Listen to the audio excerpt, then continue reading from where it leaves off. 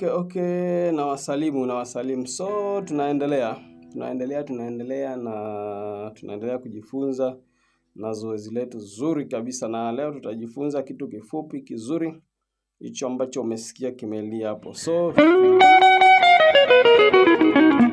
So mshiko wetu tunaanzia hapa kwenye A shape. Sasa A shape yetu inaambatana na C shape ya kwanza na C shape ya pili. Kwa hiyo tutacheza A shape. Mwanzo kabisa tukishacheza A shape tutakuja kwenye hizo octave hapa nyuma ya A shape. Hapa ndo tunaanzia. Ukishika E shape hapa ndo mahali tunaanzia. Kwa hiyo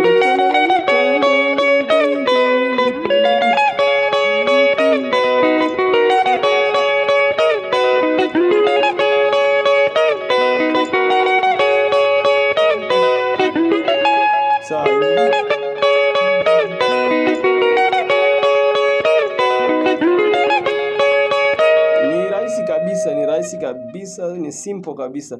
Kwa hiyo unaanza tu hapa na A shape. Ni muhimu sana kuchombezea na hiki kidole hiki cha mwisho ukiwa umeacha flat mbili ambazo unaziruka hapa katikati. Kwa hiyo unashika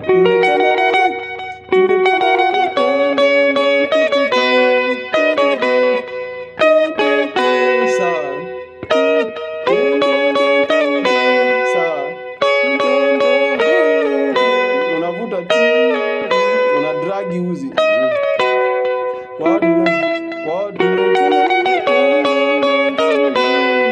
Sawa. Alafu sawa, unakuja kwenye C shape ya pili. Ukishika A shape, kuna C shape ya kwanza na C shape ya pili. Kwa unakuja kupiga alafu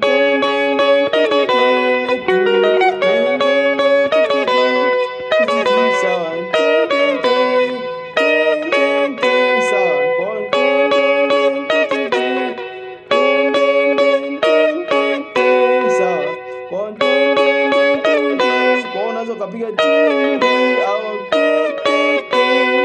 yote ni sahihi. Kwa ni vile tu wewe mwenyewe vidole vyako vile vitakuwa sharp. Kwa hiyo unaanza alafu sawa, kwenye C shape ya pili ya kwanza ni hapa. Kwa hiyo unakuja ya pili kwa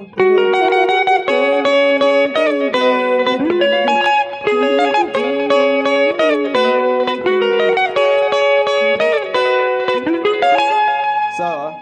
Kwa ni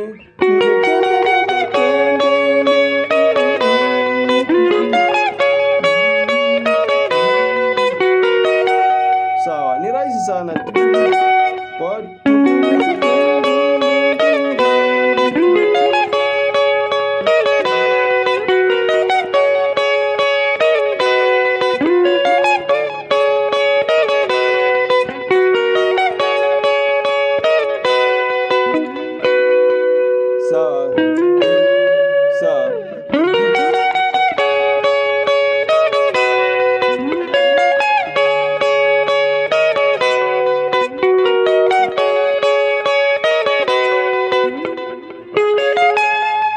ni rahisi sana.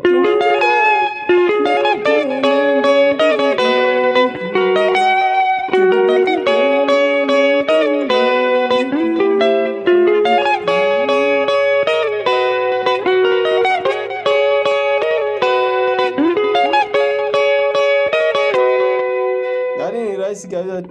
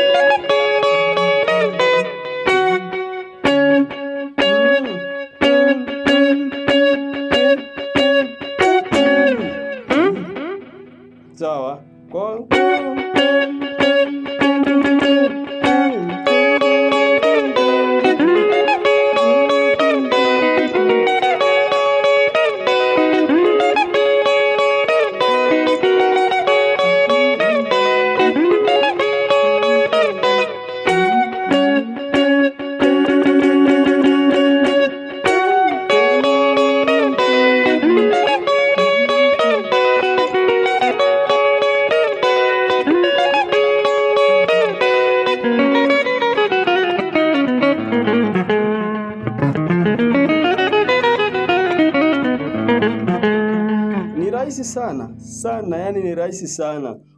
Sema kinachokufanya iwe rahisi zaidi, lazima ufanyaji wako wa zoezi uwe ni mkali, ili kwa ajili ya kufanya vidole viwe active kwenye nyuzi. Kwa hiyo ni kitu rahisi sana, hata sio kitu cha kuumiza kichwa, kwa sababu mishiko ni ile ile mishiko mama mitatu, kuna A shape, C shape pamoja na E shape. Kwa hiyo tunacheza mle mle, tunaanzia hapa kwenye E shape. Sawa, tunaanzia sawa, yaani ni rahisi sana.